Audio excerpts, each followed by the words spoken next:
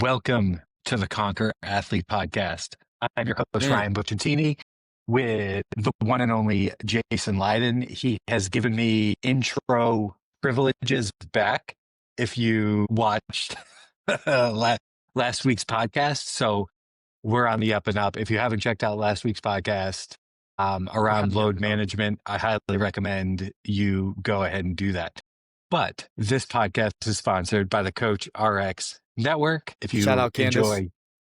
if you enjoy fitness podcasts, go check it out. It's worth your time. A lot of good coaches doing a lot of good things over there. We are going to hop into something a little bit different this week. Not anything groundbreaking.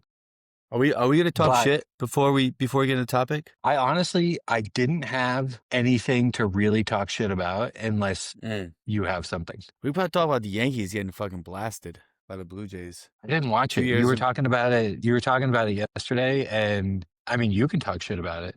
I don't really have any shit to talk. It's like, I guess, you know what? Yeah, fuck it.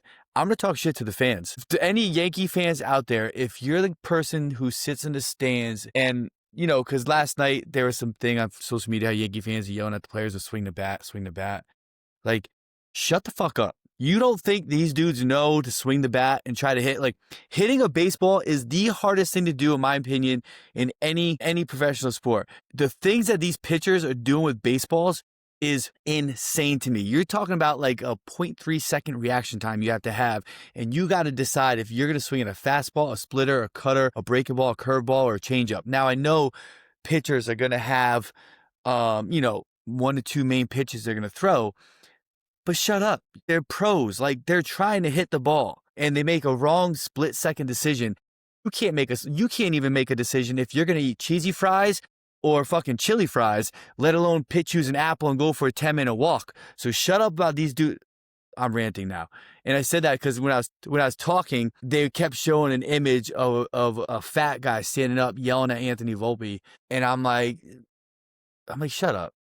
Don't yell. These dudes take so much heat. New York athletes take so much heat from New York fans. It's insane to me how much heat they take from this market. Yeah, well, don't go to first off, New York is the elite. So don't go to New York if you're not ready for that heat. Second, cheesy fries, like that's actually a bigger decision than I think you're giving it credit for. Cheesy fries or chili fries? Yeah. Especially at a cold night in New York. Yeah, like, dude, don't downplay that. Which one are you choosing? Chili fries or cheesy fries? Oh, I'm cheesy fries all the way. Like, cheese can do no wrong. Speaking of cheesy and chili, no, I don't think this next thing could hurt me. My second college was Springfield College, and next to Springfield College was a place called Mardi Gras. Mardi Gras was one of the largest strip clubs in Springfield, and it was huge. Outside of Mardi Gras was one of the greatest hot dog stands in America, in my opinion, with chili cheese dog, or is it a plain cheese dog? And they were amazing. And sometimes the highlight to my night would be deciding which hot dog I was going to get. You don't strike me as a hot dog connoisseur, but I've been wrong before. No, I'm not. And I'm actually not a strip club connoisseur either. Like, I know I just talked about a strip club and a hot dog place. I hate strip clubs, actually. Very, like when I was like, I never have kids now. Well, I never go to them now, right? But even when I was single, I would never want to go to one because I'm like, I don't want to spend money for something that I can get for free. Yeah, but to be fair, is it really free? You now own a house. You're buying like it's an expense in a different way. Oh, listen. You thought you weren't going to get in trouble. This is like before I met my wife, right? Before I even knew who Jocelyn was, right? We'd be back on college break or wherever we were and trying to go to a club or dance club or whatever it might be, nickel night. A lot of my friends would always want to go to strip clubs, either end of the night or like in the middle of the night. And I'm always like, I don't want to go. Like, why do I want to leave and go to a strip club with someone that A, I don't think is attractive at all, B, smells like cigarettes or, dude's cologne, when I'm at a club with a lot of very nice looking women right here with me, you know what I'm saying? Who haven't had 17 dudes slobbering on them and drooling over them. So, I want to hear people's thoughts on this. I know some people love strip clubs. A lot of my friends were diehard strip club goers. It just was not my cup of tea. I'm also not a hot dog connoisseur. Actually, the thought of eating hot dogs is just kind of disgusting to me at some points. But I do remember at Springfield College, amazing chili cheese dogs. We're like so far off track of where we first started, but this is awesome. Anybody that wants the greatest strip club story of all time, DM me. I'm not talking about it on the podcast, but I will tell you via the DMs. Well, I don't even know this story, so you have to tell me this story. Did I ever tell you the story about when my friend got hustled at a Vegas strip club on a bachelor party? No. All right, I got to leave all names out of this, obviously for security reasons. We go out to the club. It's like 3 or 4 a.m. And you know how the taxi cab drivers work with the strip clubs, and Yeah, for so sure. so I'm like, all right, I'm done. I'm exhausted. I'm going to bed. I go back to the hotel. I'm passed out. My 2 buddies decide, unbeknownst to me, that they're going to take this taxi cab driver up on his suggestion. They're going to visit a strip club. So I don't know anything that happens. All I know is I get woken up at like 5 a.m. to them saying how they just lost $500. I'm like, what? So they decide to go in the back champagne room, right? They go back there and they get back there and they just got hustled. The security guy was like, they took the car, they took the money, and he's like, all right, now you guys got to leave. And they were like, what? And they're like, yeah, it's over. You got to leave. You got to get out of here. And they were like, what are we going to do? Like, they could probably kill us if we're in Vegas, right out in the desert right now. So they left. And they came back $500 poor. And I was like, you guys are idiots. Hey, you're in Vegas at a club. It's a good story, though. Like, it is a phenomenal story when it can be told. Yeah. You know? Yeah. I got to hear your story, though. It's worthwhile. It's pretty good. But going back to baseball, like, we should come full circle. Okay. I don't give a shit about the Yankees. Who we should really be talking about is the Karen from Philadelphia who stole the baseball from the little kid. Are we still talking about that? I feel like that's like 17 years ago. I mean, bro, I can't keep up with the news cycle. Like, I'm sorry, the news cycle turns over in like 48 hours.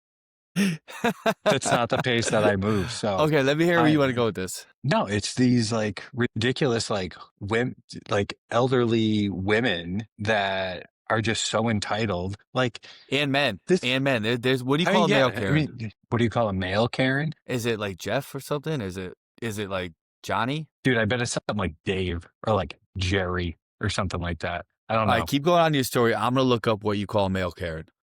No, it's not even a story. I'm like, baseball, stuff like that for like little kids. Like, it's like a core memory for them. They're like going to the game. Like, who goes to a lot of baseball games anymore? Like, you're going to drop like a couple G's going to a baseball game. So this could be like a once in a lifetime experience. And like, this lady's like, I'm about to shit on this kid's core memory and steal his baseball. And good for all these outside entities, just like completely roasting her. I'm in full support. Like, ban her, do whatever, get her out of the sport. Yeah, Ken or Kevin is what the internet said. Makes sense. Which seems weird to me.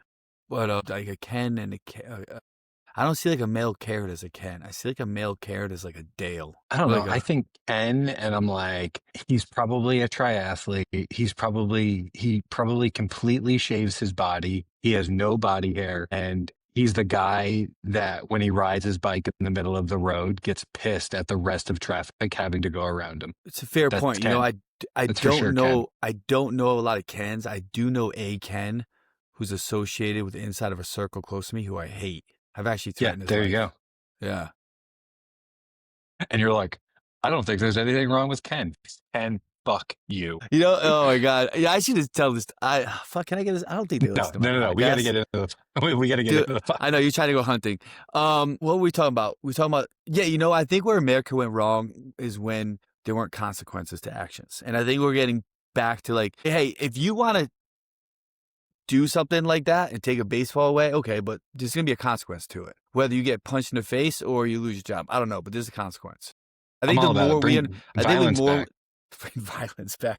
The more we understand like reasonable violence. I'm not saying like what is reasonable somebody. Violence? Dude, you like disrespect somebody, like you say something like ill about somebody's wife or something like that, like you should get punched in the face. Like straight up. Yeah. 100%.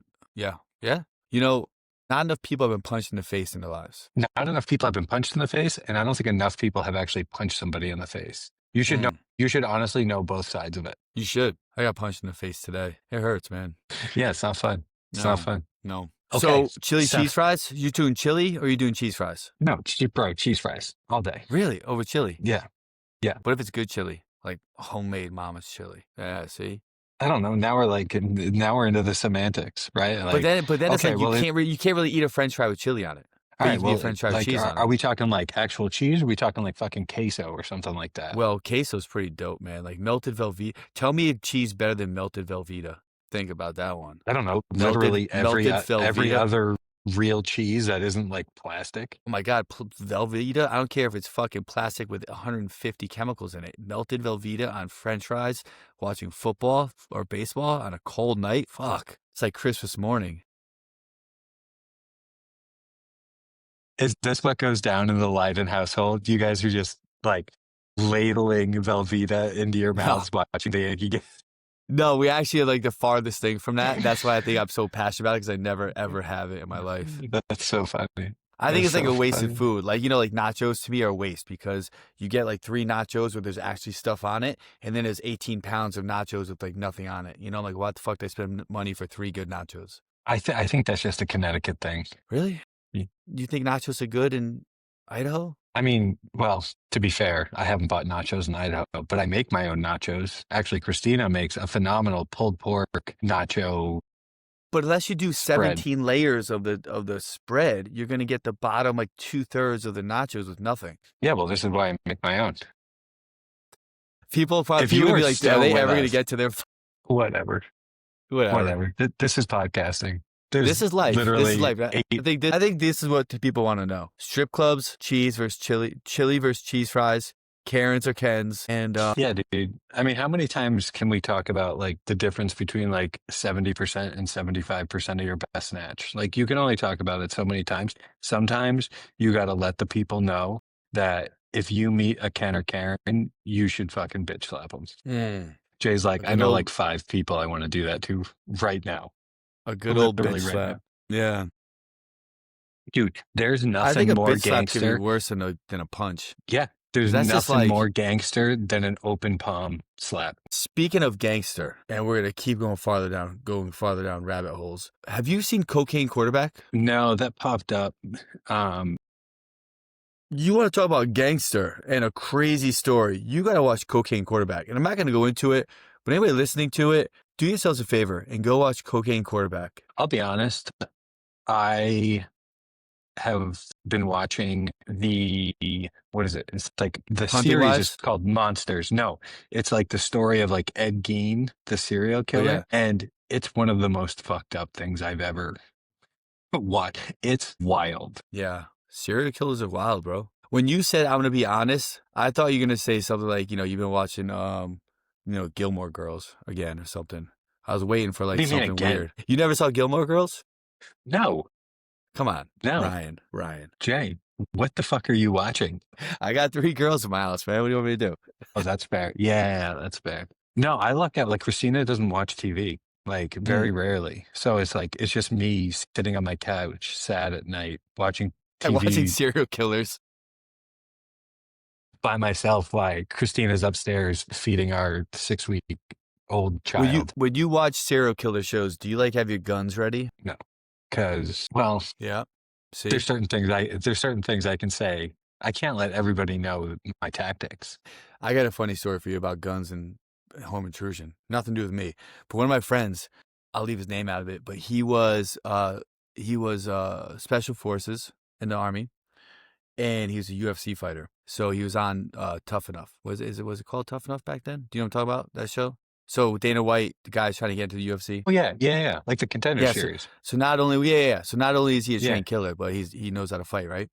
And he has guns stashed all over his house. And one night he was telling me a story where there were a couple break-ins in his neighborhood, and he heard something in his house, and he said he's never been more excited in his life because he thought someone broke into his house. So he had his wife kind of like go to a hidden spot.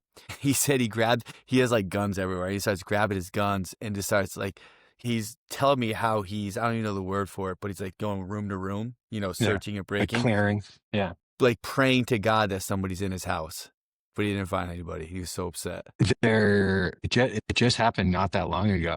Same thing, dude. Whatever. I think he was a military guy, and was clearing his house because he heard something downstairs. Like his wife was like, "You better go check that shit out." And homeboy came down the stairs, put the light on in his kitchen, and there was a gigantic black bear raiding his kitchen, and he just Whoa. like lit this thing. He lit this thing up. Really? Oh yeah, oh yeah, That's dangerous because those bears would come after you. I think, yeah. right? I say Especially like if I they're know. I don't like, fucking know. especially if you like the lights on and like kind of like spook them. Startle Like, them. Yeah. that thing's a freight train. Yeah. See, that's Yeah, scary. like 'Cause I'd probably that shit run rather up a the stairs. person. Yeah, that would run Yeah, up the stairs after you. And you're like, and knock down your door. And you're like, oh, I'm fucked now. Yeah. yeah, Yeah. 100%, 100%. All right. What are we talking about? We got to get you off this podcast. You got to go hunting. Speaking of black bears. No, I mean, I thoroughly enjoy this, but I feel like the people may actually want some semblance of Some content. substance. They probably not. They probably don't. They're probably, this is actually a great podcast. It's probably, yeah, this is going to be like our most trending podcast, and then now we're going to be fucked. Now we just have to ramble for 45 minutes every week. No, so what I want to talk about is actually individualizing within a group setting, Mm. right? So Yeah. our bread and butter is all individual design. Not, we have a lot of coaches coming through the mentorship who, are interested in individual design, but maybe their model doesn't really allow for it. And I think there's some carryover from what we do from an individual design standpoint, and from an experience standpoint, that coaches can take into group classes to just refine their class experience even more and give that individual feel for larger class settings. I'm sorry, but I have to go back to something. I'm sorry, Ryan. So when I said, I just went through that whole thing. and I got it, I heard it, I got it all. But as you're saying it, I was like, fuck, I can't let this one slide. All right, so when I said hitting a baseball was the hardest thing to do in sports, you made a face. And I got to Well, ask why you I was made that. thinking, I was like, And I is asked it? because I got into that discussion with James Fitzgerald because I was on a podcast with him like a year or two ago, and I said the same thing, and he disagreed with me. And I was like, what do you think is harder? So I wanted to ask you, because you made a face, what do you think is harder? I I don't know the distances and the average speeds, but I was going to say tennis. Obviously, you have a bigger racket, but I don't know if the distance is closer, and I'm pretty sure those are pushing like mid 100s, like Yeah, 130 on the serve. and I'm sure tennis players would be like, they put spin on the ball. The only reason why I say baseball over that is because of the different kinds of pitches thrown with the curves, the change of speed, the different angles, the different arm angles of where it comes out of, the different tempos. So like your timing, the trajectory of the ball, the release point of the ball, and the way the ball moves can be so different from pitch to pitch that where like in tennis, you're like, okay, this dude is smashing the ball. He's pumping a $120. Like you can like time it easier, in my opinion. Yeah, but there's a bigger arc of motion. Like you could have a backhand, you could have what is it, forehand? Forehand. Forehand and backhand, right? So it's a bigger arc that you have to cover versus baseball where you're stationary and you have, the plate that the ball's got out across. Possibly, but I look at it like this. A 70% fail rate, you're an all-star. Like if you hit the ball 3 out of 10 times every single time, Yeah, you're for an sure. all-star. That means that's For such sure. a big fail rate that means you're good. That means that's how hard it is. Whereas when you're a pro, for serve returns, everybody's returning a fucking serve, at least 50%.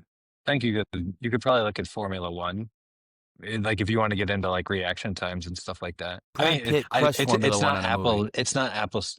Fuck out of here. You got Tom Cruise Formula One racing, bro. He's a stud, though. Tom Cruise is a stud. You can't take nothing away. That dude literally fucking jumps off mountains and hangs from planes. Dude, he drinks children's blood. Of course he's going to have great reaction He times. doesn't- He's the epitome of youthfulness. He's a vampire. The dude hangs from fucking planes. He does all his own stunts. Dude, Travis Pastrana is jumping out of planes without airplanes or without parachutes. Yeah, but he doesn't have 50 mil of surprise. Like he has to do that.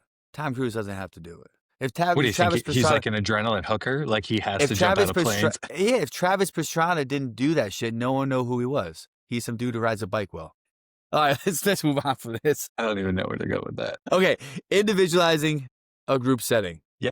Give me your thoughts. I'm so locked into ramble right now. Okay. I Yeah. can tell. To me, that is one of the hardest things to do because you have a lot of constraints. You have people coming in with different lifestyles, different stress factors, sleep, job, financial situations, spousal situations. So you're almost, in my opinion, as a coach, behind the eight ball when you're really trying to individualize a group class because you're making a lot of assumptions based off very quick conversations. So to me, I think the number one thing you need to do if you're in a facility that has you coaching a steady time frame is do your best to get to know people. And that's one thing when I first got into coaching, I was fortunate enough to be around Kelly Starrett a good amount. And he was phenomenal at just getting people to open up and having conversations with people before the class even started. You know, I saw Kelly coach a couple classes. I spoke to him about the way he coaches and his ability to, have you ever met Kelly? Yeah, I've had deep Oh, yeah, you fucking met him. conversation with him. Yeah, Yeah. he's someone that like you just open up to. Like, you know, he's like one of those personalities where you just all of a sudden you're like 30 minutes deep in a conversation. Talking about And he has that, childhood trauma. yeah, he has this, and it's seeing him operate and move and pull people in and get to know people and remember things. And to me, that's the first stage of being able to properly individualize people within inside of a group setting is if you're fortunate enough to have a steady time and you're fortunate enough to have a steady flow of people who are consistent, who you recognize a lot, that you can get to know. And that way you can have a deeper understanding of where they're coming from and how they're coming into the setting. And then the more you know them, the more you can tell if some things are off, right? If you're able to see them lift a bunch, if you're able to see them exercise, you can tell when their movement isn't looking as crisp, when the movement maybe slowed down a bit, when the mechanics look off, when the energy just seems more lethargic than when they are in a pepped up state, right? And when you can recognize those things, it becomes very easy to walk up to them, have a conversation with them, and be like, okay, like what's going on, right? So to me, that's stage one. Stage two occurs in the warm up. So when I'm seeing people warm up and I'm going through the warm up protocols, I'm doing my own self-assessments of movement quality and movement capabilities of individuals, looking for where people look stiff, slow, and stuck. You know, does it take them a while to get down to a knee? Does it take them a while to squat? Do the inchworms look more like a wet noodle than a good inchworm component? You know, can they barely move their upper back, or when they do put their arms overhead, they have to completely go into this like overextension, right, of the low back to get the arms in the right position. And that's what I'm looking for in my warm-ups is how people move and what's causing them sticking points. Because then based off that and understanding what workouts are prescribed into class, I could then change the exercise selection for this individual based on limitations that I see in that stage, right? So that's almost like Mhm. a stage three. Stage two, I mean. Stage three occurs for me when I'm going through the workout. And when I'm going through the workout, I make sure I talk about common problems that I know occur with the mass population, right? So like, let's say I'm talking about like a deadlift, like we're doing deadlifts. Sorry guys, say we're doing deadlifts. I know that, okay, there's gonna be a lot of people in here whose backs might be not in the best of shape or who are nervous about low back pain and discomfort. There might be people in there who are super tight from their upper back area. So their ability to retract the shoulders and have a strong pull off the ground are gonna be limited. So I think about common problems around movements. And as I'm explaining the workout, I address this and I talk about ways to change if they fall within inside this category of different exercise selection to improve that. Some people will listen, some people won't. And then the final stage is when we start doing the exercises, we start doing the movements. I walk up to people as I see things that just don't look good. If something doesn't look right, if a movement looks stuck, if they look like they're really forcing a situation or a movement to occur, going up to them and talking about it and having like a one-on-one talk with, hey, what's going on? This is what I see. How do you feel? Let's change it up and try this just so you can still get a good effect and not feel like you're, getting crushed under 800 pounds trying to do something. So Mhm. that's sort of like the 4-step process that I go through in my mental Rolodex to individualize movements or workouts inside of a group setting. No, that makes a lot of sense. So, the first thing I want to go back to is Kelly. I think what you're touching on is Kelly coaches with authenticity, and Mm. you can really feel that when Mm-hmm. he commands a room and when he holds a conversation.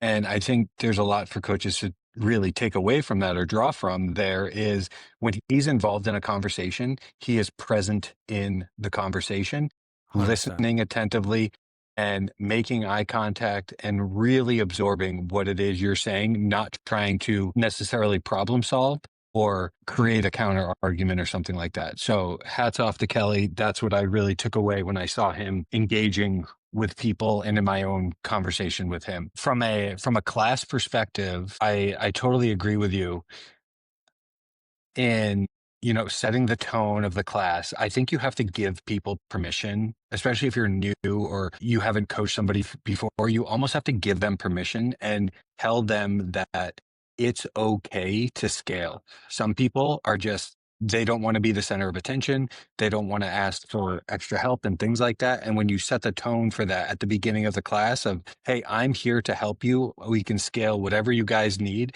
I think that's a big relief for a lot of people. And it just kind of lowers the barrier to entry of queuing and, progression regression strategies. The one and I'm not picking on seminar staff whatsoever. I'm good friends with a bunch of people on seminar staff, but I worked at a gym where they were looking to hire some people from seminar staff, and they do a phenomenal job of progression regression within a singular movement. They're like, hey, this is the standard. We're going to, move the dial up or we're going to move it down within this range.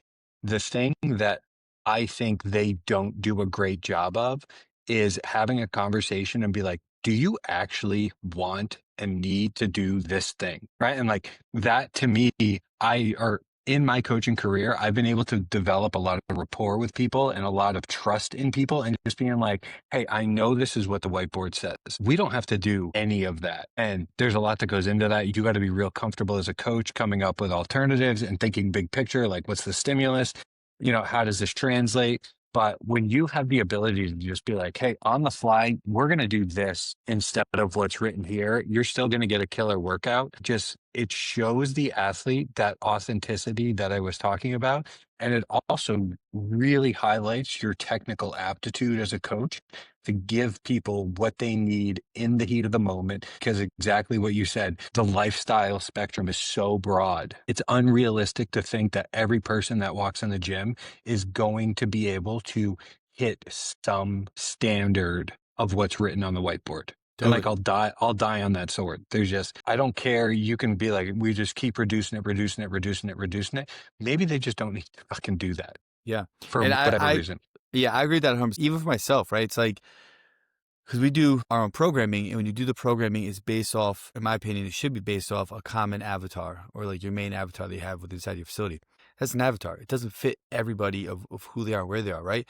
And I'll come in and I might look at a workout and be like, I don't want to fucking do that. Like, I want to work out, but I don't want to do that, right? And Mhm. I think that's totally fine. And so when people come to me with, hey, I can't really do this movement or what have you, I'll say the same thing, Rob. Be like, okay, well, what do you want to do? And I say, like, I really don't, like, I don't care what you say. Like, what do you want to do? Because you might feel like you have something that hasn't been touched in a while and you want to get some more attention to it, get some more reps into it. This sort of movement pattern just might feel fucking terrible for you. So you might want to stay away from it altogether. The most important thing is movement. Movement is the most Mhm. important thing, right? And 100%. doing it in a way that's going to provide benefit for you and create more value and benefit for your life, not pull away from it. So if doing this one thing makes you frustrated or you don't like to do it, now granted there's a difference between want and need, right? If you never fucking squat and your legs look like number two pencils, well, I don't give a fuck if you don't want to squat. We got to get Yeah. you doing something to build those legs Yeah. up. But you guys know what I'm saying. Well, there's pain and function, right? Like those are different arguments. I have this principle worked up in my head that I'm coaching people to leave my gym, and terrible business model. But I think what I mean by that is I'm always striving to create autonomous athletes where if they go to another gym or they're on vacation or they're just like, hey, my tenure at the gym is done. I'm going to go do something else. They can make intelligent decisions about their own fitness journey. And that's a huge part of coaching is we're not just coaching them on, standards of movement or things like that. We're helping them identify what makes quality movement. How can you adapt movement to what you're currently dealing with? So when they Mhm. go out into the world, they can keep doing this thing. Like we have to encourage this to be a lifelong pursuit. And the more you can educate them around good and bad isn't the right term, but you understand what I'm saying. When you give them the tools to really do this long term, now you're actually coaching, 100%. you know, I love that. Look at that. We just went from strip clubs and cheese fries into fucking actual coaching. fucking send it. Let's go. Yeah. We touched a lot of aspects of life. That's what we do. From an authentic. Yeah, we are multifaceted. You know, I think what's important, it's like I was going to say something and I'm not holding it back because I'm afraid of what it sounds like. I'm holding it back because I just don't think it makes sense. Mm. You know? Okay, so like where do people go wrong in classes? You know, like, or let me ask you this. Are you the coach, or not even coach, but owner, where you force your coaches to standardize the experience? Because I've seen arguments for both, where, you know, you want a very congruent, consistent class experience where like coaches don't really know the difference. Like it's the whiteboard brief, it's the demo, the blah, blah, blah, blah, blah, blah. Like, you like go down the line and it's like super consistent. Or do you allow your coaches some autonomy to be like, hey, I want you to coach what is presented in front of you? And obviously, newer coaches and experienced coaches are going to have easier times with that. And there's an argument for that. But the deeper I get into coaching, the less standardization I actually like. And it's just like, cool, I have 7 people this class and I've got 22 in this class. I have to be experienced enough, or I need to have a kind of a game plan of how I'm going to attack both of these things and be comfortable evolving on the fly. I guess being adaptable. I have blueprints. I have guardrails around I like that. my expectations of how I want stuff run. And I give them autonomy to present my expectations with their style. And what I mean by that is, I give them instruction of how I think a class should be run, how I think the overall format should go, how people should be seeing, correcting, cueing, monitoring, and progressing from a standardized standpoint, meaning macro to micro. Walk around, you see an issue, that way you walk around, so utilize people's names, stay pick someone's name that's far away, focus on one cue at a time, don't try to look at 10 things at once, make sure you get plenty of reps in for you to see what you need to see. Make sure you use everybody's name. Ask yourself, is this a 10 out of 10 experience for everybody that walks in the door? And that question alone presents a different way to coach each person, right? Are you smiling? Are you being a good host? Are you welcoming people? Are you chatting with people? Are you bringing people in when it's time to transition? And with that comes lots of leniency because some people might finish before the others. So do you have designated times of your class? Meaning, I'm warming them up, we're doing this, making announcements, now we can transition to this, however you want to do it, right? So I have guardrails around how I want the overall experience to be. And then I want them to be able to stay within inside those guardrails, but present it with their expression. Mhm. You know, like because for me as an owner, you know, I don't want it to be a shit show, right? I don't want people to look sloppy, to not smile, to like, fuck it, I'm not using anybody's name. You know what I'm saying? So there's things like that I want done. And then they can do it in a way that they see fit. Yeah, I relate it to a bowling alley, right? With the bumpers, right? Like you have your bumper bars up, those are your left and right lateral limits, and then you have the pins down the lane, and each pin is a quality of the class. Like whatever your standard thing is, the goal is obviously to strike it, right? Is to like knock down all 10. And some classes are going to go better than the others. And you know, for some coaches, I'm going to be like, hey, I want you to focus on these couple qualities and this level of improvement. And you get to work within those bumpers, kind of bounce off, come back, what works, what doesn't. And that's been like a really easy way for me to kind of like conceptualize and explain that to coaches. Like, I don't think there's any one perfect class, but if you stay within those left and right lateral limits, it's impossible to not knock down pins. Mm-hmm. And that's Right. ultimately like what we're going for, with the goal of knocking more down more consistently as you gain experience. Correct. So individualization in a group setting. There it is. I like it. Yeah. We'll stop there. Yeah, we're done. It's over. Okay, bye. Bye, guys. Hopefully you guys enjoyed that podcast. If you guys have any questions about it, I know I've run a couple different models at my gym. Jay, you've been coaching since the fucking Neolithic period. Nice words. So Yeah. you obviously have a huge spectrum of experience and have had a ton of coaches come through. I'm sure good, bad, and indifferent. But if you guys do have questions about that stuff, make sure hit us up. Or Mm-hmm. if you're interested in mentorship, definitely Mm. get on the wait list. I think we're looking at 2026 potentially for the next mentorship. So if you guys are interested in that, mark down your calendars, hop on the wait list, and we will see you guys in 2 weeks. Are you around Unless next week? You're not around next week. You're hunting. maybe, maybe not. I'm hopefully gonna blast something this weekend Okay. and be back. So, yeah, maybe we'll do a show next week. If you're still in the woods, we'll go the week after. We'll have more amazing topics to talk about. I'll make sure to bring some drama. I'm sure there'll be drama. There's got to be drama. All right, guys. Yeah. Later. See you guys.